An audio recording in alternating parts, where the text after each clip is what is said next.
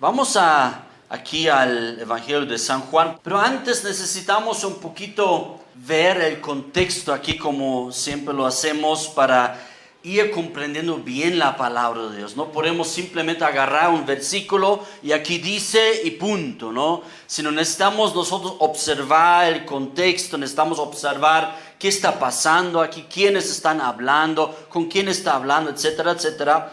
Como una introducción ocurre un milagro.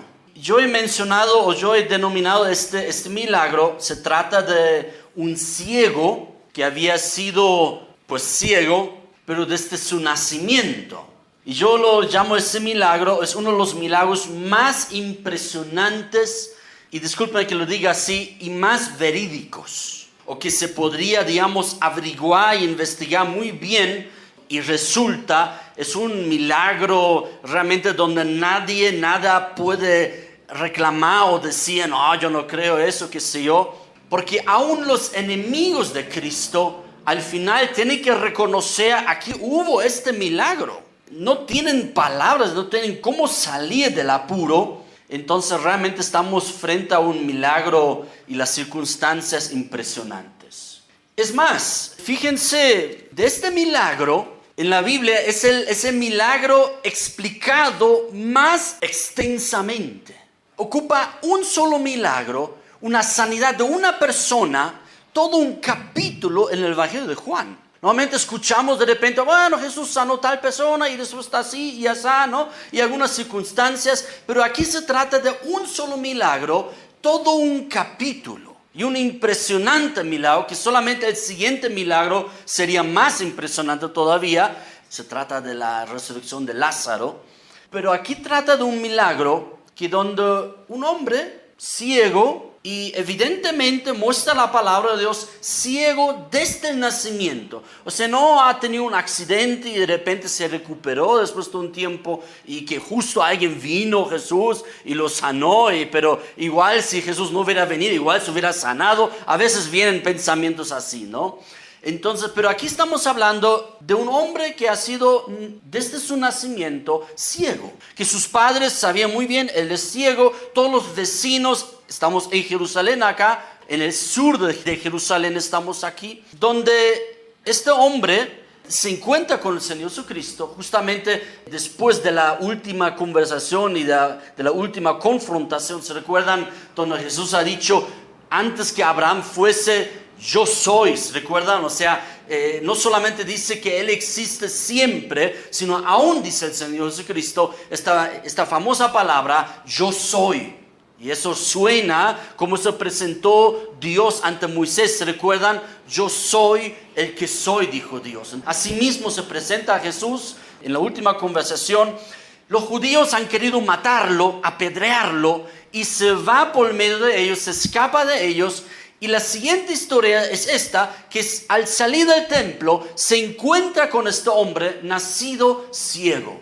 Y los discípulos más bien le llaman la atención a Jesús, o sea, como que dicen, mira este ciego Jesús. Y preguntan a Jesús, este hombre, muchas veces nos preguntamos también, ¿por qué esas enfermedades? ¿Por qué tal cosa? ¿Por qué nació la persona ya así, no es cierto? Entonces los discípulos tenían esta inquietud también, ¿no? ¿Por qué este hombre nació ciego, Jesús? Así le preguntan. ¿Pecó él o pecaron sus padres? Había siempre ese concepto que cuando una persona está enferma es que es pecador. ¿Han escuchado eso? No, tú estás enfermo porque seguro has pecado. Dios te ha castigado. ¿Han escuchado eso? No, y así nos fastidian a veces. Ahora, hay cosas que obviamente hay enfermedades que pueden ser causas por un pecado. Tampoco hay que negarlo, ¿no? O sea, si yo de repente tengo cáncer de pulmón y he fumado toda la vida como una locomotora, digamos, ¿no? Entonces, obviamente, eso produce este mal comportamiento en mi vida. ¿Me explico? ¿No? O de repente, si yo tengo una vida sexual, ¿cómo se dice? Promiscua, ¿no? Entonces estoy ahí, yendo allá, y me contagio con algunas enfermedades, sea SIDA o otras enfermedades igualmente malas. Obviamente tiene que ver con mi pecado también, ¿me explico? Pero no siempre las enfermedades son por causa de un pecado que una persona comete. Entonces es muy malo hacer una generalización, ¿no? Y eso es justamente lo que preguntan aquí los discípulos. ¿Pecó este hombre que nació ciego o sus padres? ¿Quién pecó acá? ¿O sus abuelos? No, qué sé yo. Y Jesús responde claramente, aquí no se trata, no es que pecó este ni sus padres. Pecó él o sus padres. Y Jesús dice, no pecó él ni sus padres. O sea, ese no es el punto aquí, por qué nació ciego. Sino el punto es que él nació ciego, es para que las obras de Dios se manifiestan en él, en este hombre ciego. Y sigue diciendo Jesús, me es necesario hacer las obras del que me envió, entre tanto que el día dura, la noche viene cuando nadie puede trabajar. Entre tanto que estoy en el mundo, luz soy del mundo, dice Jesús. Entonces, y ahí lo sana. Obviamente los padres observan a su hijo, ahora ve. Los vecinos también, ¿cómo es posible? Y él cuenta, él explica, ¿no? Que tal persona, que tal Jesús me ha sanado, etcétera, etcétera. Y lo llevan los vecinos y los padres ante los fariseos, como para mostrarle, mira lo que ha pasado a nuestro hijo. Toda una discusión, ¿quién te ha sanado? No, este hombre. No, pero este hombre es un pecador. ¿Cómo que te va a sanar? Es un pecador este hombre, ¿no? Toda una discusión que ustedes pueden leer en sus Biblias, ¿no? Donde de repente vuelven a preguntarle por qué no podían, porque realmente no podían negar este milagro. ¿Quién te ha sanado y cómo es posible? Y empiezan a pronunciar acerca de Jesús de que este tiene un demonio. Este solamente te ha sanado por un demonio.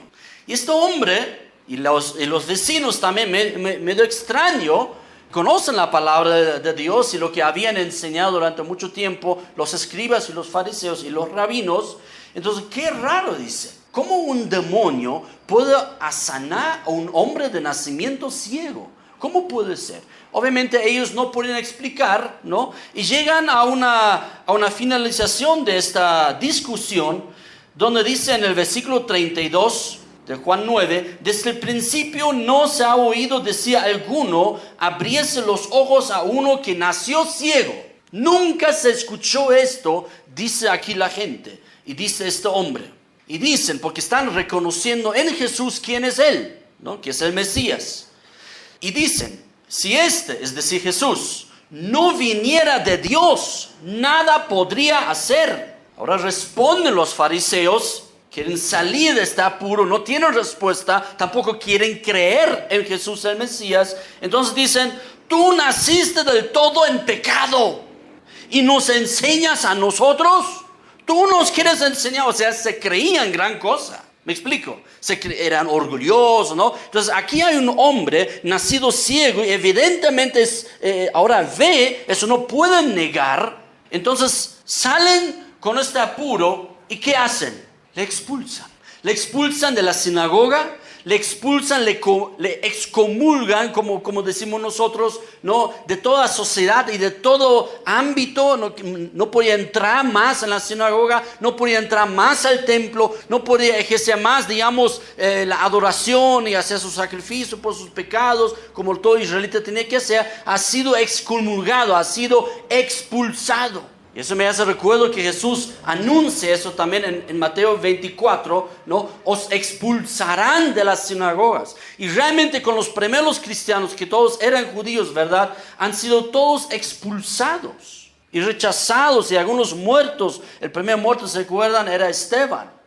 Entonces, hay milagros como este, donde ni los enemigos de Jesús podían negarlo. Entonces solamente expulsan, dicen, no, tienes demonio, vos eres pecador, ¿cómo vas a enseñarnos a nosotros? Etcétera, etcétera, etcétera. Obviamente, donde queremos llegar nosotros es donde el Señor Jesucristo, luego después de este enfrentamiento, porque luego también se enfrenta con los fariseos, pero luego les dice en el capítulo 10, desde el versículo 1 hasta el versículo 6, llega nuestra siguiente enseñanza que tiene que ver con eso, con esta confrontación, y termina justamente con este milagro. Entonces, donde dice en el versículo 1, de cierto, el que no entra por la puerta en el redil de las ovejas, sino el que sube por otra parte, ese es ladrón y salteador.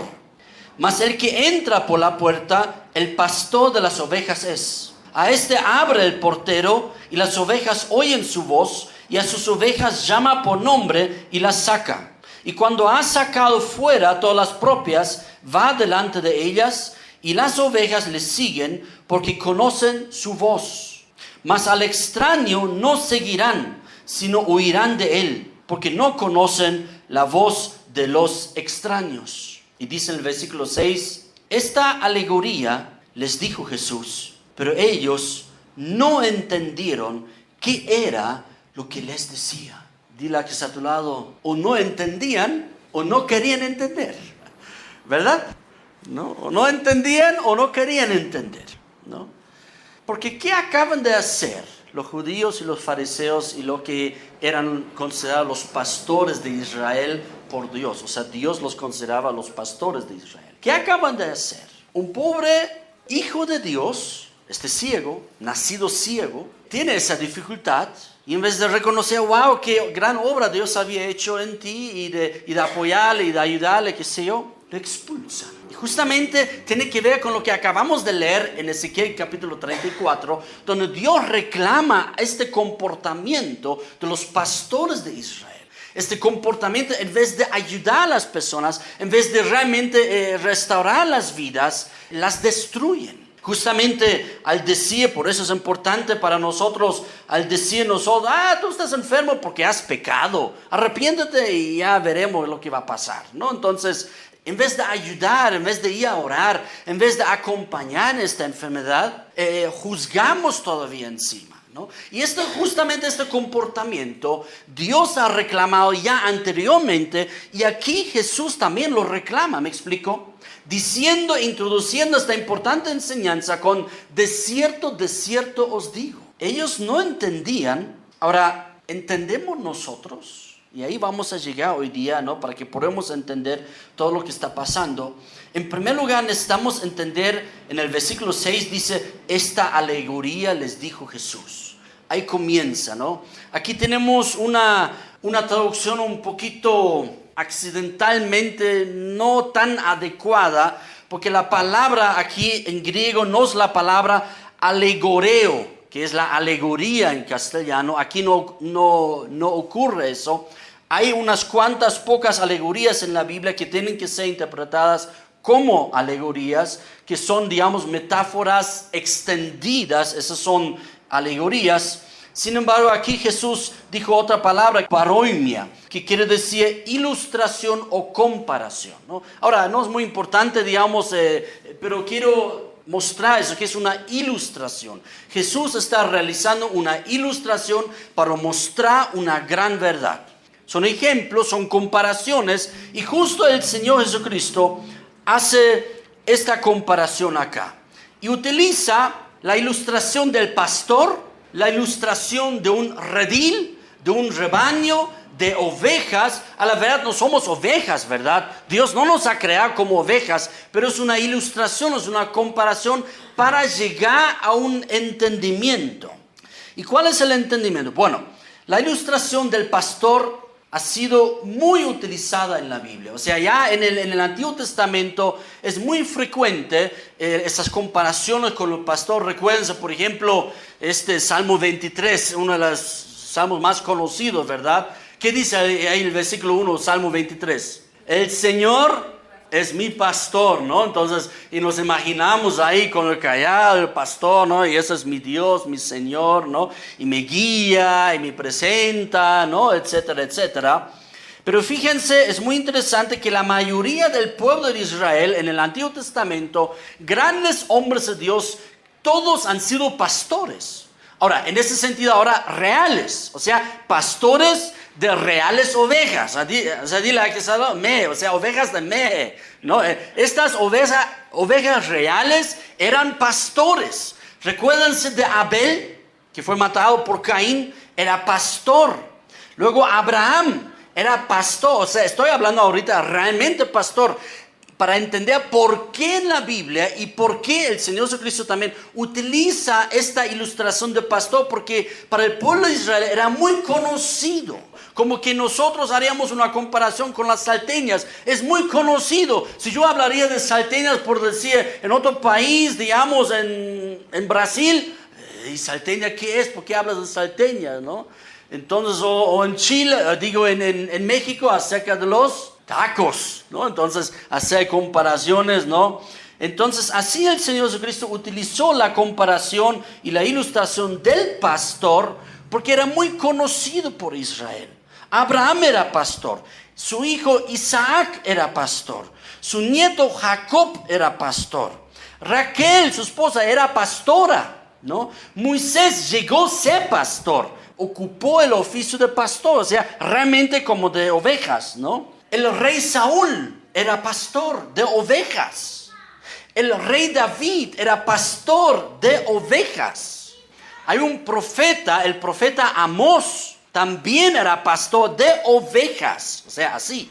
Y luego, lo más impresionante, lo más importante es, Dios mismo, Yahvé, se considera a sí mismo como pastor. En ese sentido ya como una comparación, como metafóricamente, pero nosotros somos sus ovejas y Él es nuestro pastor. Amén. Es muy frecuente que se habla, mencioné el Salmo 23, luego el rey de Israel, aparte que David y Saúl y los reyes eran pastor de ovejas, luego como reyes de Israel han sido ya metafóricamente ilustrados como pastor del pueblo de Israel. Que ellos eran reyes, pero no para enseñorearse del pueblo, sino para cuidarlos y protegerlos. Esa es específicamente la función del pastor, la doble función de un pastor, o en el caso de las ovejas, o en el caso espiritualmente en el pueblo de Dios, de cuidar, de dar alimento, de dar agua a las ovejas, ¿no? Al pueblo, y de protegerlos de los males, en el caso de las ovejitas reales, de los animales como lobos, ¿no? Y en el caso del pueblo de Dios como nosotros, ya vamos a ver cuáles serían nuestros enemigos. Ya vamos a ver eso, de eso habla Jesús. Luego conocemos también los malos pastores que acabamos de escuchar en Ezequiel 34, en Jeremías 23, podemos escuchar lo mismo, los malos pastores. Y lo interesante es que donde luego Dios mismo toma la función y dice, yo os pastorearé. Como los pastores de Israel no han querido hacerlo, yo lo haré, dice Dios. Y luego es presentado Jesús también cuando ve a la nación de Israel, como los llama, como ovejas sin pastor. Para finalizar aquí en esa parte, Mateo 25, hay un juicio a las naciones y es presentado también como un juez con sus ovejas, un pastor con sus ovejas que juzga entre las ovejas y las cabras. Las ovejas que son sumisas a su pastor, al juez, al Señor Jesucristo, y las cabras que no se sujetan y se van de su rebaño. Luego también los evangelios utilizan mucho la figura del pastor. En el evangelio de Mateo ocurre, Marcos, Lucas, extrañamente no hay eso, porque Lucas era gentil, interesante, no era judío, por eso para él no tenía mucho significado cuando él escuchó las enseñanzas de Jesús de pastor. Pero Pedro nuevamente habla del pastor, ¿no? Jesús, el príncipe de los pastores, lo llama, y en el libro de Apocalipsis nuevamente también. Como ya lo dije, hay dos funciones principales del pastor: de cuidar y de proteger, de dar alimento, agua, salud, y de proteger de ladrones y de animales feroces, ¿no? Ahora, es interesante que en la época de Cristo, el oficio de pastor de los animalitos perdió mucho de su prestigio inicial. O sea, hubo una época en el antiguo Israel, por ejemplo, el rey David era pastor y no hay ninguna vergüenza, es más bien es lindo. Moisés llegó a ser pastor, era un oficio muy admirado y muy importante. Pero en la época de Cristo no era así. El pastor era como que el peor oficio. Y parece que eso se tradujo también en lo espiritual, que en vez de que los los rabinos y los líderes del pueblo de Israel se ocuparan realmente como pastores sobre Israel para enseñarles, para cuidarlos, solamente encerraron cada vez más, como dijo el Señor, ustedes cierran el camino a los reinos de Dios, cierran las puertas a los reinos de Dios y ustedes mismos no mueven ni un dedo para poder entrar en el reino. ¿Se recuerdan esa palabra?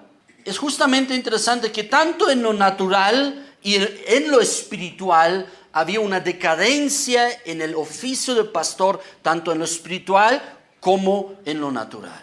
Aquí ocurre una ilustración del Señor Jesucristo que habla de un redil, donde hay un pastor, hay un portero que es un personaje contratado por el pastor. Un redil es enmurallado, donde hay toda clase de ovejas. Normalmente se utilizaba un redil para varios pastores con sus ovejas, se mezclaban dentro del redil y el pastor entra al redil. El Señor Jesucristo aquí utiliza simplemente esta figura que todo el mundo conocía de cómo funciona. Un redil con sus ovejas, con el pastor, con el asalariado, que viene un lobo o los ladrones vienen, ¿no? Entonces el Señor Jesucristo dice, el pastor entra por la puerta.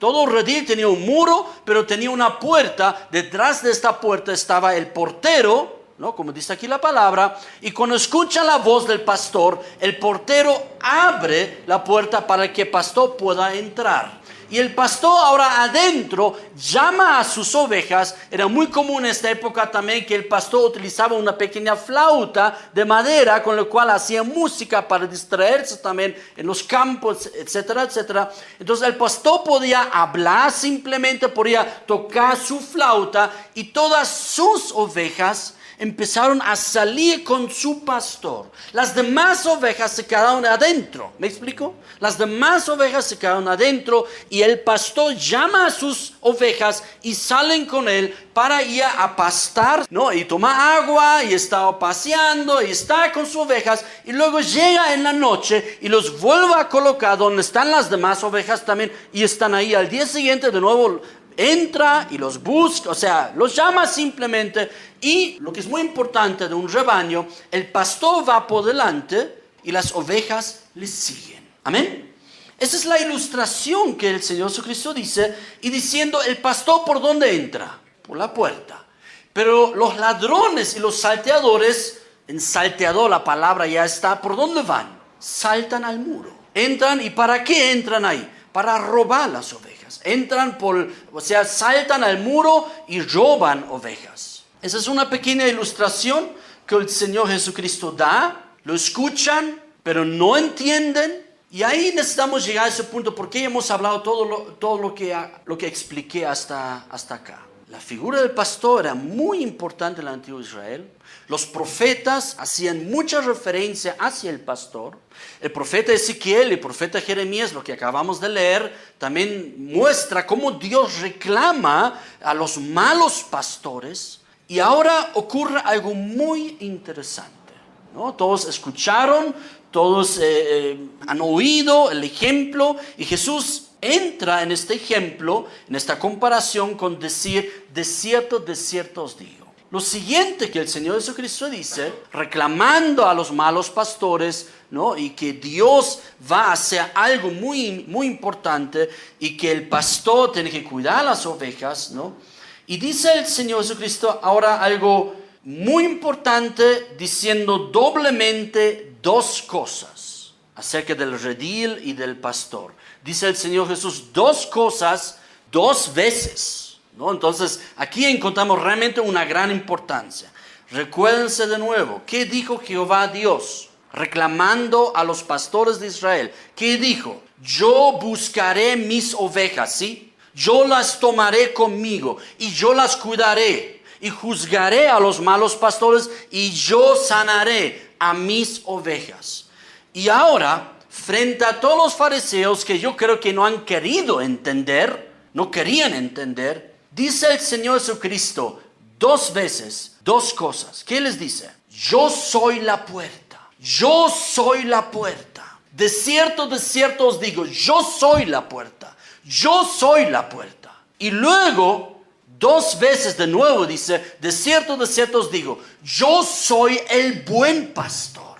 Yo soy el buen pastor. ¿Qué significa que Jesús diga, yo soy la puerta? El ladrón y el salteador, ¿por dónde entra? No entra por la puerta, entra por el muro y roba. Entonces aquí dice en el versículo 7, volvió pues Jesús a decirles, de cierto os digo, yo soy la puerta de las ovejas. Todos los que antes de mí vinieron, ladrones son y salteadores, pero no les oyeron las ovejas. Yo soy la puerta, segunda vez. El que por mí entrare será salvo, y entrará y saldrá y hallará pastos. El ladrón no viene para hurtar, matar y destruir. Yo he venido para que tengan vida y para que la tengan en abundancia. Segunda, yo soy el buen pastor. El buen pastor, ¿qué hace? Su vida da por las ovejas. Mas el asalariado, el contratado, el portero ahí adentro, y que no es el pastor, de quien no son propias las ovejas, ve venir al lobo y deja las ovejas y huye, y el lobo arrebata las ovejas y las dispersa. Así que el asalariado huye porque es asalariado y no le importan las ovejas. Segundo, yo soy el buen pastor y conozco mis ovejas y las mías me conocen. Así como el Padre me conoce y yo conozco al Padre y pongo mi vida por las ovejas. 16. También tengo otras ovejas que no son de este redil. Aquellas también debo traer y oirán mi voz. Y habrá un rebaño y un pastor. Dile que está a tu lado, esos somos nosotros. Gloria a Dios. Por eso me ama el Padre, porque yo pongo mi vida para volverla a tomar. Nadie me la quita, sino que yo de mí mismo la pongo. Tengo poder para ponerla, su vida, y tengo poder para volverla a tomar. Este mandamiento recibí de mi Padre. ¿Qué está diciendo el Señor Jesús con esta ilustración? Yo soy la puerta. Yo soy la puerta. Entonces, si Él habla que Él es la puerta, entonces en el verso 8 habla de ladrones y salteadores. Si Él es la puerta y que los ladrones entran por el muro, ¿a qué hace referencia Jesús? ¿De qué está hablando? De los malos pastores. Esos son justamente, Él es el buen pastor, Él es la puerta. ¿Qué son los malos pastores y qué son los ladrones? Vayamos a Isaías 56, ahí la palabra nos lo revela. Isaías 56, verso 9, por favor. Donde dice, todas las bestias del campo, todas las fieras del bosque, venid a devorar. 10. Sus atalayas son ciegos. ¿Quiénes? Sus vigilantes, sus atalayas. ¿Quiénes son los atalayas del pueblo de Israel? Los pastores de Israel, los líderes de Israel, los que deben cuidar. ¿Estamos entendiendo? Sus atalayas son ciegos. Todos ellos son ignorantes. Ahí dice perverso, ¿verdad? ¿Qué dice? Todos ellos perros mudos, no pueden ladrar, soñolientos, echados, aman el dormir. Esos perros, esos en vez de cuidar al pueblo de Israel, en vez de cuidar la palabra de los que sean enseñados, ¿qué hacen? Aman el dormir, son ignorantes, son perros mudos. Verso 11. Y esos perros comilones son insaciables. Y los pastores mismos no saben entender. Todos ellos siguen sus propios caminos. Cada uno busca su propio provecho. Cada uno por su lado. Verso 12. Venid, dicen, tomemos vino, embriaguémonos de sidra, y será el día de mañana como este o mucho más excelente.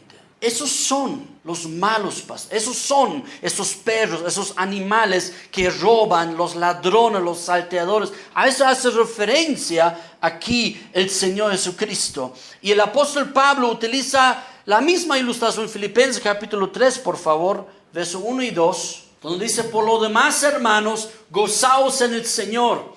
A mí no me es molesto el escribir las mismas cosas, y para vosotros es seguro. ¿Se recuerda el apóstol Pedro la semana anterior? que dijo lo mismo. A mí no me da vergüenza, más bien es justo repetir las cosas cada vez para que sea seguro en ustedes, para que ustedes aprendan, dice el apóstol Pedro. ¿Se recuerdan cómo Jesús lo llamó para que él pueda también pastorear a la iglesia, a los discípulos de Cristo? No, entonces por eso dice Pedro, yo debo repetirle para que ustedes lo tengan por seguro. Lo mismo dice el apóstol Pablo, a mí no me es molesto el escribirlo las mismas cosas. ¿Por qué voy a inventarme novedades?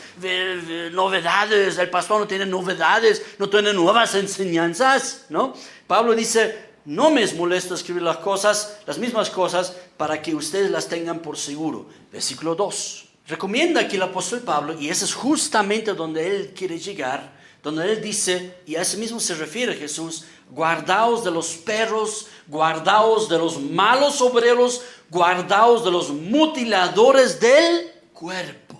En vez de pastorear, en vez de ayudar al cuerpo, en vez de discipular, en vez de enseñar la sana doctrina, la palabra de Dios, solamente quieren aprovecharse del rebaño, para usar esta comparación, ¿no? Entonces justamente eso reclama el Señor Jesucristo ante el pueblo de Israel, que sus pastores no los han cuidado, ustedes no los han cuidado, ustedes son ladrones y son salteadores. Pero ¿qué dice el Señor Jesucristo en comparación con ellos? El verso 10, Juan 10:10. Y esa necesita explicación, porque muchas veces esta palabra aquí es mal usada. Cuando dice, el ladrón no viene sino para hurtar, matar y destruir. Comúnmente, ¿cómo lo interpretamos aquí la palabra ladrón?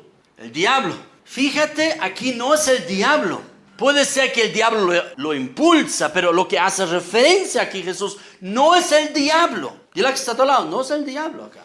Aquí no hay una enseñanza de la satanología, por decirlo así, ¿no? Sino lo que hace Jesús referencia, y la palabra ladrón ya apareció varias veces acá. Porque aquí de repente se refiere al diablo, cuando todo el tiempo se refería a los malos pastores. ¿Me explico? Entonces, ¿quiénes son los ladrones aquí? Eran los líderes del pueblo de Israel, los líderes religiosos, los líderes que debían enseñar al pueblo de Dios los caminos del Señor, pero no lo hicieron. Lo hicieron cada vez más difíciles. Alrededor de una sola ley de Moisés. ¿Cuántas leyes de Moisés hay? 613. ¿Cuántos hay? 613 mandamientos de Moisés. Ahora, alrededor de cada uno de los mandamientos pusieron los líderes religiosos, el Sanedrín, los rabinos, los fariseos, los escribas, alrededor de una sola ley. ¿Y qué hacían los líderes religiosos? En vez de enseñar bien y de decirles, eso manda el Señor, empezaron a poner muchas tradiciones alrededor de cada una de las leyes, y muchas reglas aparte pusieron alrededor de una sola ley. Y hoy día llegamos que hay cientos, en algunos casos miles de reglamentos alrededor de una ley de Moisés. Eso lo llaman hoy día el Talmud. El Talmud de los israelitas, todo explica todas las reglas que deben cumplir los judíos. En la época de Cristo ya habían tantas reglas y leyes que Jesús reconoce, pero son sus tradiciones. Ustedes están quebrantando la ley de Dios con sus tradiciones, con sus reglas religiosas. ¿Qué reglas religiosas hoy? ¿Hay hoy día aquí en nuestro medio evangélico? ¿Hay reglas religiosas? No, como que eso el cristiano no puede hacer. ¿Cuáles son reglas religiosas que no se encuentran en la Biblia? ¿Han escuchado tal vez eso? Me voy a atrever en esta mañana un poco, ¿no? Porque necesitamos entender algo. ¿Saben cómo se llama, para que puedan reconocer en el canal YouTube luego? ¿Saben cómo se llama la predica hoy día? La religión es un ladrón. El pastor es el Señor. La religión es un ladrón. O sea, la religión solamente nos quiere robar, nos quiere nuestra atención. La religiosidad y los líderes religiosos quieren nuestra atención, quieren que nosotros les sirvamos, etcétera, etcétera. Pero lo que necesitamos entender es que todos nosotros tenemos un pastor. Amén. Y no sé quién está hablando aquí en este momento necesariamente, sino tenemos un pastor, nuestro Señor Jesucristo. Amén. Yo soy una oveja juntamente con ustedes. Yo soy otro discípulo juntamente con ustedes. Ahora que Dios me haya puesto aquí como anciano de la iglesia, ese es otro asunto, ¿no? Pero nuestro pastor, ¿quién es? El Señor es mi pastor. Y justamente es algo clave del nuevo pacto. El profeta Jeremías decía en este sentido: y nadie enseñará ya a su hermano, conoce al Señor, porque desde los pequeños hasta los grandes todos me conocerán. En otras palabras, tú no necesitas ni a mí ni a la iglesia para servir y para conocer al Señor. Ahora, la iglesia tiene su función y esa hay que aprender cuál función tiene la iglesia. Por ejemplo, lo que hemos establecido para apoyarnos y que tú puedes apoyar a otros. Para eso está la iglesia. ¿Se recuerdan la enseñanza? Por lo menos en las iglesias en casa hemos establecido para qué servía la iglesia. ¿Se recuerdan? La iglesia que me sirve. ¿Se recuerdan? La iglesia que me sirve y que me ayuda. Pero luego, cuando uno ha crecido espiritualmente, la iglesia sirve donde yo puedo servir a otro y yo puedo ayudar a otro. Prácticamente la iglesia existe para esto. La iglesia no existe para nuestra relación personal con el Señor. La iglesia no necesitamos para conocer al Señor, para relacionarnos con el Señor. En esto realmente dice el Señor Jesucristo cómo nos relacionamos con Dios. Entra a tu cuarto, cierra la puerta, ora ahí a tu Padre y ahí enseña, ¿no? Y ora a tu Padre que está en secreto. ¿Se recuerdan? Porque los religiosos, los ladrones, ¿cómo les gusta, no? Orar en las plazas, ¿dónde más, no? Para ser visto, dice Jesús. Ustedes no oren así. Y cuando oren, dice Jesús, ¿qué? No usan vanas repeticiones y bla, bla, bla, bla, bla, bla, bla.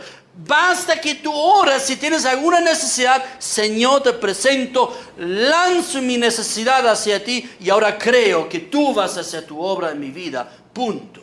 Amén. O sea, no necesitas ni siquiera hacer largas oraciones y Señor, y tú sabes, y por favor, y te ruego, y si no, Dios, no sé, ¿no? Entonces, y hacemos todo un revuelto, ¿no? De oración, cuando Jesús dice, ustedes no oren así, con vanas repeticiones, sé puntual, ora y confía en Él. Lo más importante en la oración es cuando tú dices amén, porque el amén significa una afirmación de que tú lo crees y que Dios va a responder y punto.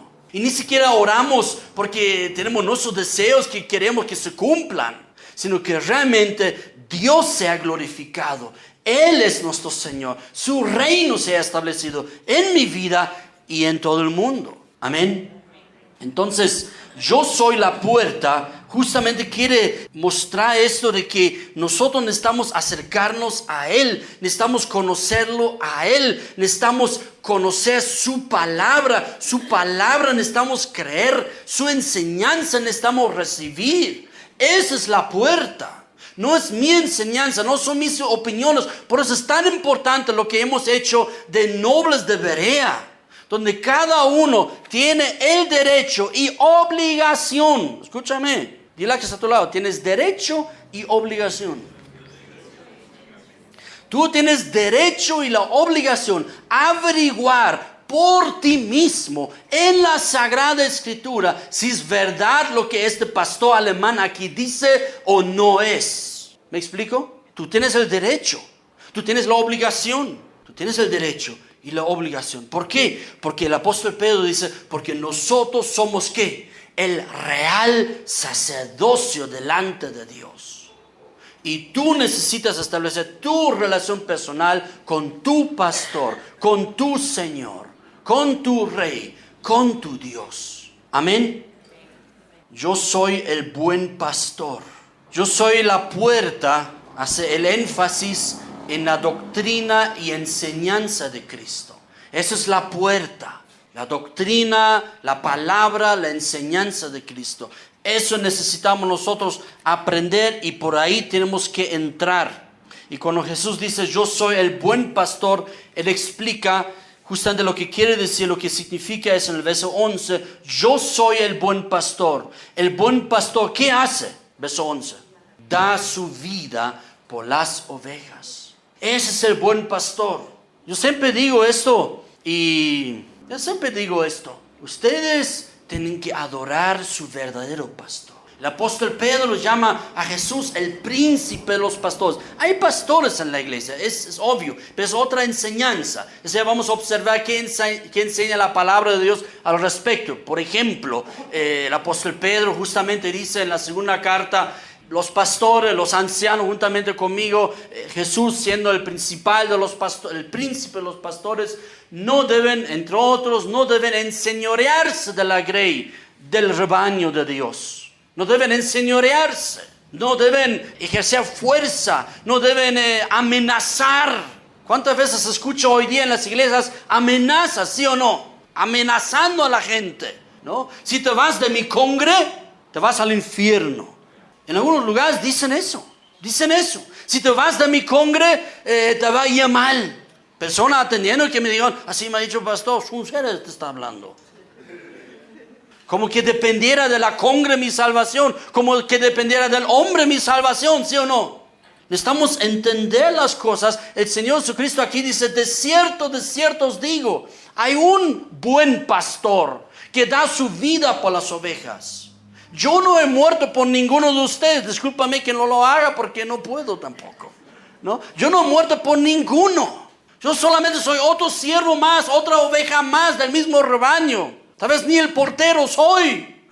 ¿Me explico? Soy otra oveja, otro discípulo más juntamente con ustedes, donde a lo mejor podemos aprender de lo que Dios me ha dado, pero lo que Dios a ti te da también podemos aprender. Y eso necesitamos justamente apuntar hacia el futuro. Aquí no se trata de que aquí el pastor o más enseñan, capacítense, leen la palabra, oren al Señor y Dios los va a levantar. Si alguien aquí desea, como dice el apóstol Pablo, también el obispado, sea un pastor o sea levantado por el Señor, el apóstol Pablo dice, buena obra desea, porque eso se necesita.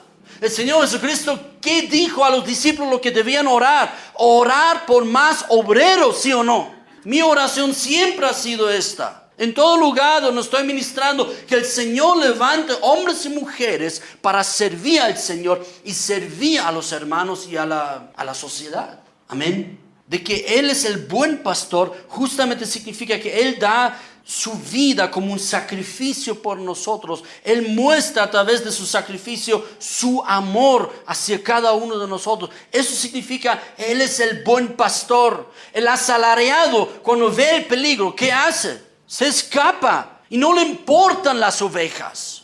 Voy a mencionar eso también. Era chistoso. ¿Se recuerdan cuando habían esos problemas en la ciudad de Sucre hace algunos años atrás con eso de la constituyente y todo esto?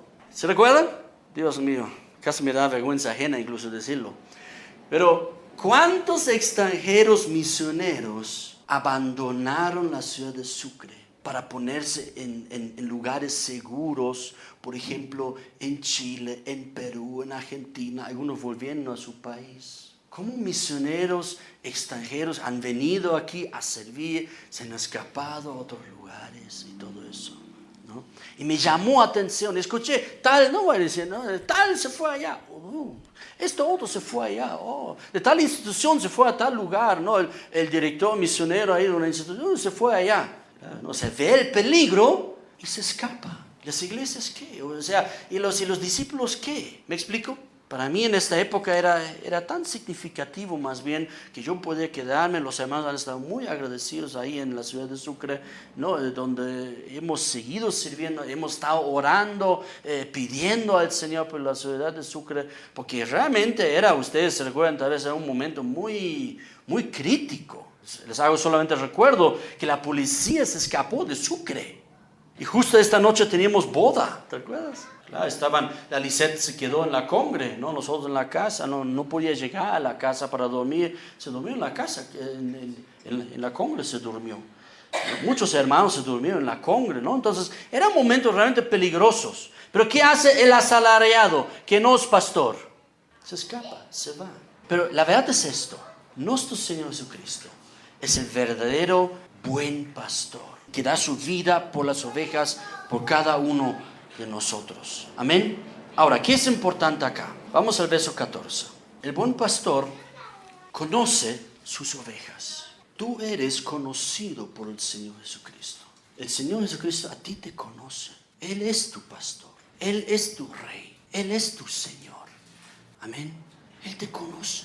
Él te conoce mejor que tú a ti mismo. El Señor Jesucristo conoce totalmente tu vida. Él es tu pastor. Segundo, y las mías, ¿qué hacen también? Me conocen. Eso es importante. De que Jesús te conozca a ti, eso no puede influenciar, no, eso es un hecho. Pero ¿qué es importante para nosotros como ovejas de Cristo, como discípulos de Cristo? También conocerle, también conocerle. El apóstol Pablo decía, como en mi oración dije, que él buscó conocer al Señor aún en los momentos más difíciles de su vida. Él buscó a conocer al Señor. Justo eso quería conocer. No solamente quería conocer los momentos agradables y bonitos y gloriosos, sino Pablo dijo, yo también quiero conocerte, Señor, en mis momentos difíciles de enfermedad, de fuertes dificultades y de problemas, etcétera, etcétera. Ahí también, Señor, quiero reconocerte, quiero ver que tú estás conmigo. Amén. Mis ovejas, las mías, me conocen. Y eso es justamente lo importante que en esta relación de pastor y oveja, que Él es nuestro pastor y nosotros somos sus ovejas, que nosotros cada uno podemos, no necesitamos ni el rebaño, sino nosotros mismos podemos conocerlo al Señor. Amén. Verso 15. El buen pastor muere por sus ovejas. Qué importante que tú puedas dar. Si tú puedes, mejor sería dar gracias al Señor por morir por ti y por salvarte y por colocarte a ti en su presencia, que tú puedes vivir con Él, que tú puedas reconocer que Él es tu pastor, Él es tu Señor, porque para eso murió, para eso resucitó, para ser tu Señor, para ser mi Señor, tu pastor, mi pastor, que le pertenecemos a Él. Amén. Y lo bueno, en el verso 16, también tengo otras ovejas que no son de este redil. Hay un otro redil amurallado. Aquí hay un redil amurallado, pueblo de Israel. Hay un otro redil amurallado. Aquellas que están ahí, también debo traerlas. Y oirán mi voz. También oyen mi voz. Y habrá un solo rebaño y un solo pastor. Es bien claro eso en la palabra de Dios. Primero el Señor Jesucristo fue a su redil, el pueblo de Israel, y llama ahí y los pastorea y los busca y les sigan a Él. Pero luego va al otro redil, a nosotros, a los gentiles, a las naciones, y también nos llama. Ven, sígueme, nos dice, ¿sí o no? Ven, estés conmigo. Ven, sígueme. Ven, sírveme. Ven, conóceme. Ven, vive conmigo. Ven, que yo sea tu pastor, que yo sea tu Señor. Y todos los que aman al Señor le van a seguir. Son de su rebaño un solo rebaño. Amén. Eso aquí obviamente hay algo también de alguna manera escatológico, ¿no? Que donde Jesús muestra, por eso habla en el futuro, yo debo traer también las otras. ¿Qué pasó luego? Después de toda esa ilustración y de la verdad acerca de que Él es la verdadera puerta y Él es el buen pastor, verso 19 dice, volvió a ver ¿qué? Disensiones, discusiones, un malestar. Aún por esta palabra hay un malestar entre los judíos por estas palabras. La mayoría, aquí dice muchos de ellos, muchos de los judíos, ¿qué decían? Demonio tiene. O sea, cuando ya digamos decía yo soy antes de Abraham, yo soy, todavía lo vamos a matar, es un blasfemo. Ahora avanzan, dicen tiene demonio. La mayoría no cree. Es más, dicen hasta, tiene demonio. ¿Por qué le escuchan ustedes? Dice, muchos de ellos decían, demonio tiene. Y está fuera de sí. ¿Por qué le escuchan ustedes? ¿Por qué le hacen caso?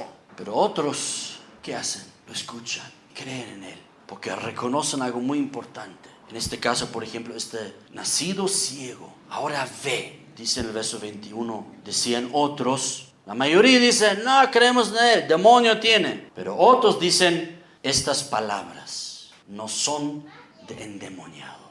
¿Puede acaso el demonio abrir los ojos de los ciegos? Con eso termina Jesús. Aquí la palabra. Este milagro tan extensamente explicado, ni los enemigos podían negar. Lo único que les quedaba es rechazar, demonio tiene. Pero la pregunta es ahora, espiritualmente hablando, ¿puede un endemoniado sanar a un ciego, nacido ciego? La palabra implica aquí claramente, no puede. Y eso es justamente el punto donde tal vez quiero ayudarles también un poco. Es interesante que aún ateos reconocen cómo era Jesús. La teología liberal estudia el hombre Jesús. Y con alta crítica ha sido muy estudiado la humanidad de Cristo. Por lo menos esta parte nadie puede negar. Por lo menos esa parte, su humanidad, nadie puede decir qué loco era. Él tenía un nivel de enseñanza, de moral y de ética tan alta que no existe algún ser humano en toda la filosofía humana, en todas las culturas que existen, un nivel ni siquiera similar a lo que Jesús enseñaba. ¿Me explico? Él enseñaba un estilo de vida y él mismo vivía un estilo de vida totalmente contrario de todo lo que muestra el mundo y de lo que el mundo busca. Él hasta da su vida y permite ser crucificado. Él no puso ninguna violencia, nada, sino permitió ser muerto, aún por estas mentiras y lo que le estaban acusando que efectivamente resultó en el mismo Sanedrín mentira. Uno puede estudiar de repente bajo los términos del derecho romano de esta época qué pasó con Jesús. Fue una injusticia total. Hasta el mismo Poncio Pilato reconoció, aquí hay una injusticia que no quiero ser parte. ¿Qué hizo él? Se lava las manos. O sea, es una señal, es otra comparación, ilustración, ¿no?, de que yo no soy parte de eso. ¿Y qué gritaron todavía? La sangre de este que venga sobre nosotros. Aquí estamos frente a nosotros a esa decisión acá. Jesús dice con toda claridad, sin duda ya para nosotros, yo soy la puerta, aprendan de mí, yo soy el buen pastor, síganme a mí. Depende ya de cada uno de nosotros que nosotros le sigamos y permitamos que Él sea nuestro pastor, que Él sea nuestro Señor. Como dije ya la semana anterior, aquí no se trata de algo de masas. Aquí se trata que cada uno decida, ponga en su corazón, Señor, yo quiero conocer, yo quiero seguirte. Y esto solamente siempre aquí, desde aquí adelante, en otros momentos, podemos animar, pero no podemos obligar. Amén.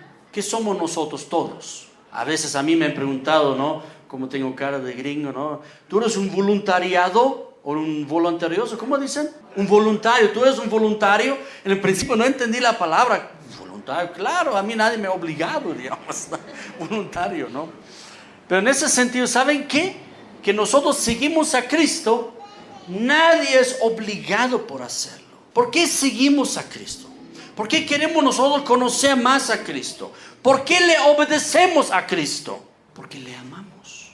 Porque le amamos. Porque hemos reconocido, Él es la vida. Él ha muerto por mí. Él es mi Señor.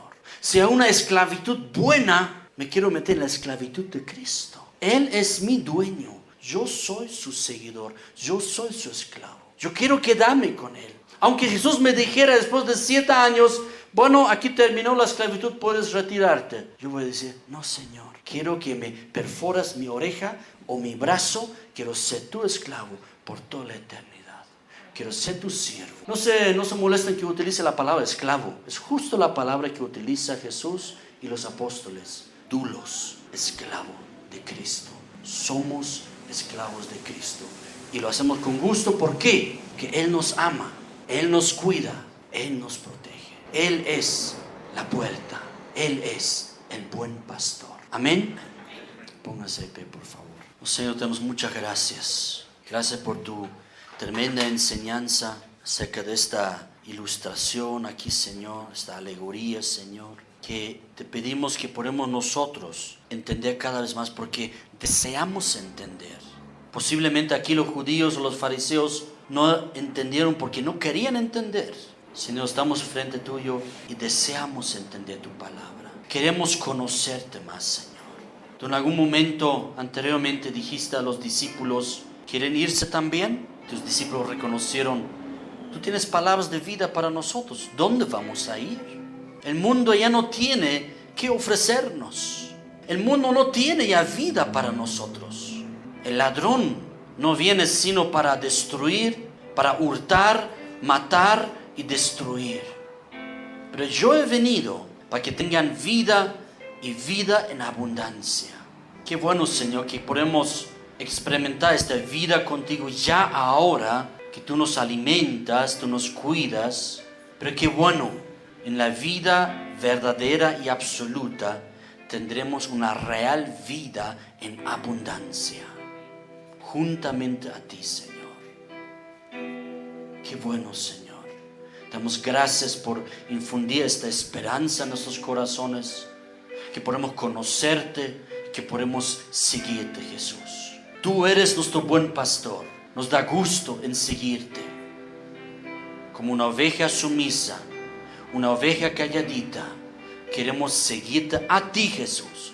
No a un hombre, no a una iglesia, no a una religión, sino a ti, Jesús. Porque el Señor es mi pastor.